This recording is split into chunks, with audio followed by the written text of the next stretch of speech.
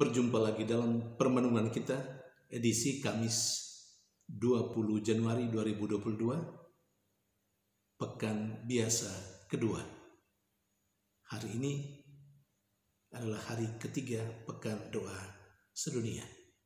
Bacaan-bacaan liturgi hari ini, bacaan yang pertama dari kitab pertama Samuel bab 18 ayat 6 sampai 9 dan bab 19 ayat 1 sampai 7. Dan bacaan Injil dari Injil Markus bab 3 ayat 7 sampai 12. Bacaan pertama hari ini bercerita tentang Raja Saul yang mulai marah kepada Daud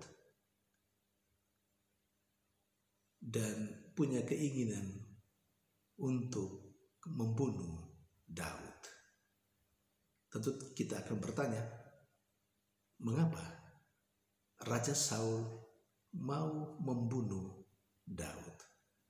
Ceritanya sangat menarik, seperti yang ada dalam bacaan pertama hari ini. Daud seorang yang diurapi, tetapi masih berkarya, bekerja dalam kerajaan, bekerja di istana Raja Saul.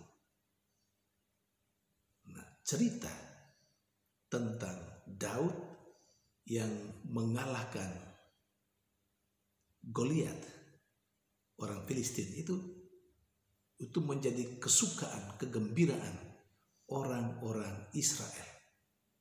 Dan para wanita seperti yang diceritakan dalam bacaan pertama hari ini, memuji-muji Daud. Mereka berkata, Saul mengalahkan beribu-ribu, tetapi Daud mengalahkan musuh berlaksa-laksa. Nah, pujian wanita-wanita Israel kepada Daud yang sedemikian hebat ini makin membuat amarah Raja Saul bertambah dan akhirnya berupaya untuk membunuh Daud. Saudari dan saudara terkasih, pertanyaan lebih lanjut, mengapa Saul begitu marah sampai punya keinginan untuk membunuh Daud, sementara Daud hidup dalam istana sebagai pegawainya? Saudari dan saudara yang terkasih, seharusnya Daud yang hidup bersama dengan Raja Saul sekurang-kurangnya dalam istana, karena Daud adalah pegawai Raja Saul, maka kemenangan Daud seharusnya menggembirakan Raja Saul. Dan kemenangan Daud adalah juga menjadi kemenangan Raja Saul. Itu seharusnya. Tetapi rupanya tidak untuk Raja Saul pada saat itu. Mengapa? Saul sebagai raja tidak melihat pegawainya, termasuk Daud ini, sebagai bagian dari dirinya, bagian dari kerajaannya, sehingga karena tidak punya rasa itu, maka kemenangan Daud yaitu kemenangan Daud, kehebatan Daud yaitu kehebatan Daud. Dan karena itu konsekuensi lanjutnya, ketika wanita-wanita memuji Daud mengalahkan berlaksa-laksa musuh, sementara Saul cuma mengalahkan beribu-ribu, itu yang membuat Raja Saul marah, karena dia dianggap sebagai orang yang tidak lebih hebat daripada Daud, sementara Daud adalah pegawainya dan dia adalah raja. Kasarnya, raja kok kalah dalam tanda petik. dari pegawainya Daud. Saudari dan saudara terkasih, karena Daud tidak dianggap oleh Saul sebagai bagian dari dirinya, bagian dari kerajaan, bagian dari istana, maka kemenangan Daud dianggap sebagai keberhasilan dirinya, keberhasilan Daud itu sendiri, bukan menjadi keberhasilan kerajaan, bukan menjadi keberhasilan Raja Saul. Saudari dan saudara terkasih, hal seperti itu seringkali terjadi dalam kehidupan bersama, dalam kehidupan komunitas, dalam sebuah persekutuan. Orang-orang yang ada dalam persekutuan, orang-orang yang hidup dalam sebuah komunitas, seringkali tidak menganggap orang lain yang ada di sekitarnya sebagai bagian dari dirinya karena sudah hidup dalam sebuah komunitas yang sama atau karena sudah berada dalam sebuah persekutuan yang sama. Terkadang seperti itu. Jadi walaupun ada dalam sebuah komunitas, ada bersama dalam sebuah persekutuan, tetapi orang tidak merasa bahwa yang lain adalah bagian dari dirinya. Mereka hanya sekedar ada bersama, tetapi tidak merasa kalau mereka dalam kebersamaan. Tetap saja masih dibedakan. Itu dia, itu bukan saya. Maka keberhasilan dia itu keberhasilan dia, bukan keberhasilan saya. Kemenangan orang yang lain dalam komunitas itu kemenangan dia, bukan kemenangan saya. Nah, karena belum sampai pada pemikiran dan rasa bahwa yang lain yang ada dalam sebuah komunitas, dalam sebuah persekutuan adalah bagian dari dirinya,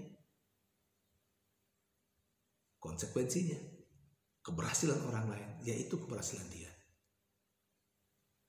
Dan akhirnya timbul persoalan, iri hati, kemarahan, kebencian, dan ada upaya untuk menghancurkan sesama yang mungkin lebih berhasil, lebih baik, yang ada di dalam komunitas atau persekutuan yang sama. Saudari dan saudara yang terkasih, dalam kehidupan membiara juga sering seperti itu. Dalam kehidupan menggereja juga sering seperti itu. Di tingkat lingkungan, di tingkat wilayah, di tingkat paroki, bahkan dalam masyarakat, apalagi dalam masyarakat luas.